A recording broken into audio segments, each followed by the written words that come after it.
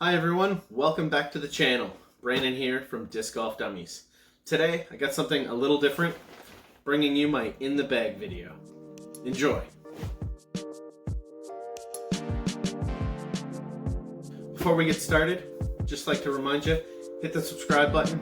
We notice most of you who are viewing these videos are not subscribed. When we hit 100 subscribers, we're going to be giving away a free disc, so make sure you subscribe.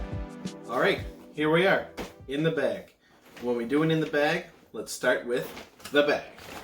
This bag is an Athletico bag. We got it off Amazon. My wife bought it for me actually. So it's a great starter bag. The price is right. It has basically everything you need and more, especially if you're just starting. Just pretty much starting to max this thing out now. Probably going to look into something a little different soon, but as a starter bag, this thing is excellent. It's got two large cargo pockets on either side. It's got a front slot here, holds two putters nicely. Holds, I think there's 20 discs in here, 21 discs in here. Plus it has 3 slots here. I don't use these slots. I do find the discs tend to fall out. Some people who I know have this bag do use them and it works fine, but every once in a while the discs would just fly out when I'd go to sling it over my shoulder. I have the flap. There's usually a flap over here, but it's rolled up. I don't like it at all, so I just leave it there. It has a nice spot for your mini water bottle holders either side. This one's, as you can see, kind of, this one, as you can see, is kind of ripped here, so it's a little bit of wear and tear on the bag, but it held up really nice. It does have the nice feet on the bottom, so it keeps it up off the ground, keeps it dry if it's wet out, stuff like that. So overall, I definitely recommend this bag if you're just starting out.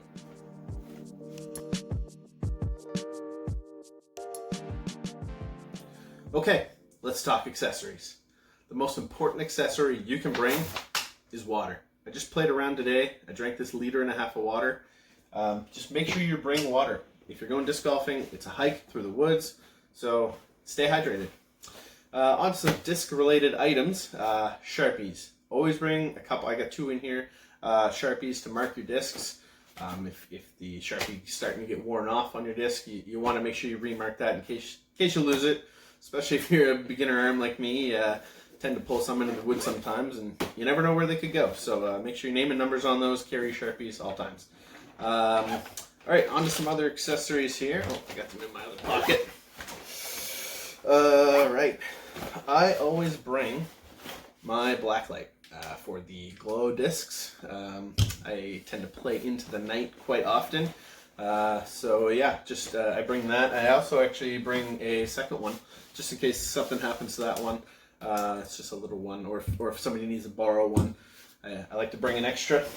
Another important thing I like to bring is a, I'll call it a baby powder bag. I made this. It's just a case for sunglasses, and I put some rice and baby powder in it, and I don't know if you can see the baby powder, but it's excellent if it's a little damp and sticky and you want to be able to grip that disc a little better. Dries your hands off nicely. So other than that, you just need your snacks. You need to bring your mini so you can mark your disc. It's very important. Yeah, just snacks and anything else you might need, medications and everything. You know, make sure you pack all those. All right, let's talk about putters. First of all, talk about my throwing putters. Can you really have putters without zones? You need a zone. So I have 2 zones. I got my 5-time Paul Macbeth stamp zone. Seen some time on the garage roof, so it's pretty faded, but that's why I bought this nice bright one. This is a 4-time zone, no claw marks though. But gotta have the zones. They're very utility disc. It's a utility disc. Just cuts hard left. I'm sure most people know what a zone does, but yeah, gotta have your zones. All right, next for throwing putters, we have I have matching AVRs. They're just a nice straight flyer. Actually, gonna try to probably replace these with some Lunas, if that makes sense. If not, leave a comment. Maybe tell me what I should replace these with. I just find these a little bit. The rim is a little deep, so sometimes tend to grip lock it a little bit. But these would be, you know, if I'm trying to get a little extra distance out of a putter, but I don't want to go to a mid yet, I would probably throw these in an open fairway. Maybe not down a tunnel. Also, I have this on loan from a friend. This is the Page Pierce prototype. I believe it would be the Fierce now. So I do throw with this sometimes.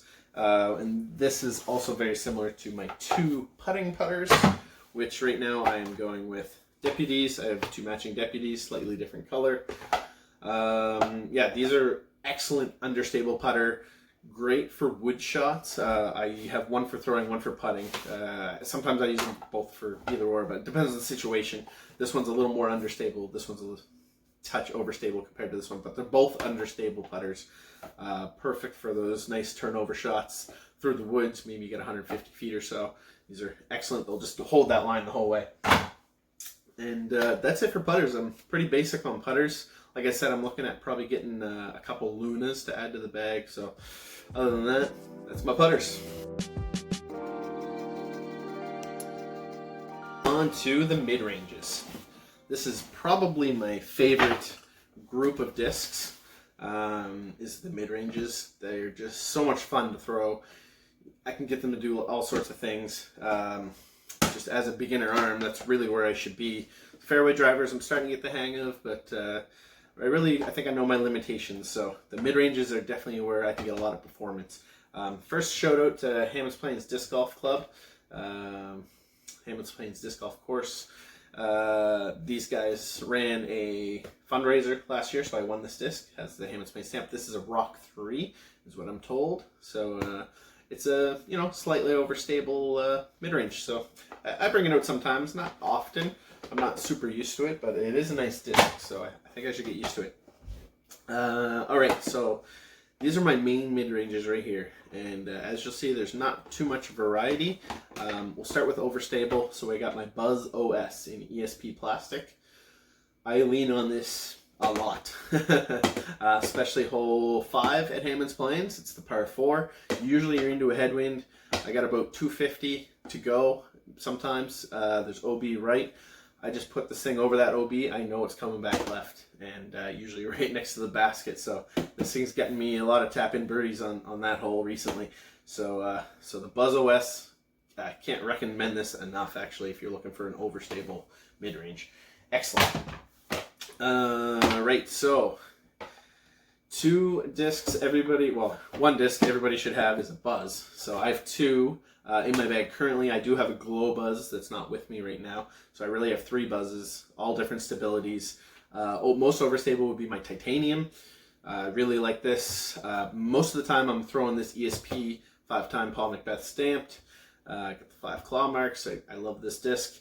Yeah, I'm usually throwing this. Just goes nice and straight. And then my Glow Buzz is a little more beat in, so it will turn a little bit right. On to my favorite disc. It's got to be my favorite disc. It's my Mako 3s. I have 2 Mako 3s. This one's in an XT plastic. It's the one I had first. This one has seen a lot of miles. I lend it out at every chance I can just to try to get it beat up. So this one really is going to want to turn right on me, where this is my Star Mako 3. So this one will go pretty much dead straight. Sometimes it'll go a little right if I want it to, but this one will always go right. So I like lending this out. It's a great beginner disc. If you ever come with me for a round and you want to try it out, let me know. I'll hand it right over. This disc, the Throw Pink stamp. This is my disc I got my 1 ace with, hole 16 at Hammonds Plains. So this is by far my favorite disc, probably because of that reason and just because of how straight it goes. Hyzer flips, turnover shots, whatever you need it to do. It's excellent through the woods. That's it for mid-ranges. I keep it pretty basic. I don't want to overcomplicate things yet. Still starting out. I recommend keep it basic. Get multiple plastics in the mold you like, and just go from there. Learn those discs first. If something doesn't feel comfortable, sure, change discs, but just learn a disc, then move on. Anyway, that's my mid-ranges.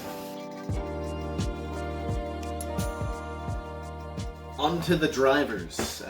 Most people's favorite category, I would assume. But like I said, mid-ranges for me are my favorite, but I do love giving a good rip on a driver and getting that nice flex shot, getting some distance. Still a beginner arm, but still feels nice. quick shout out before I go any further. Hammond's Plains Disc Golf. I got my bag tag on here. I forgot to mention that during the accessories. Gotta have your bag tag. These are beautiful, by the way. Thank you to Hammond's Plains Disc Golf Course. So yeah, on to the drivers as promised. Got a few of these here, all different. I got doubles of one, but most of these are different. First, I got just a DX Eagle. I think my brother gave this to me back when we were just starting out. I still keep it in the bag. It's so beat up. It's very understable compared to what an Eagle usually would be. But I basically keep this if I'm going for some crazy line and I might lose the disc. I'll just throw this, you know. So, got to keep one of those in your bag. I don't care disc. So, on to my actual drivers I use during real play. One of my favorite ones, I'm learning to really love this, is the Avenger SS. 5-time Paul Macbeth stamped. Got the claw marks again.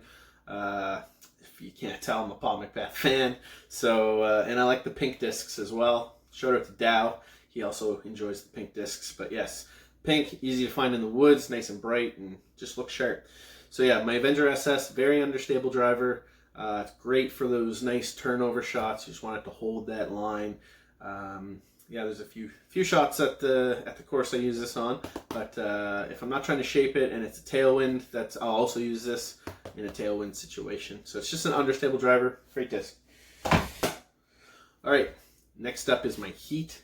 This is very similar to the Avenger SS we just saw. I find this a little more overstable, even though I think it says the Avenger SS is more overstable. According to the flight numbers, but the Avenger SS is a little lighter than this one, so I think that could be the reason. Anyway, they're very similar. I throw them pretty much interchangeably. Depends on how I'm feeling. But anyway, that's the Discraft Heat. Next up would be my Innova Glow Leopard 3. This disc I just played today, and I had my best drive on hole 4 at Hammond's Plains. The long one going around the corner with the elevated basket up on the hill.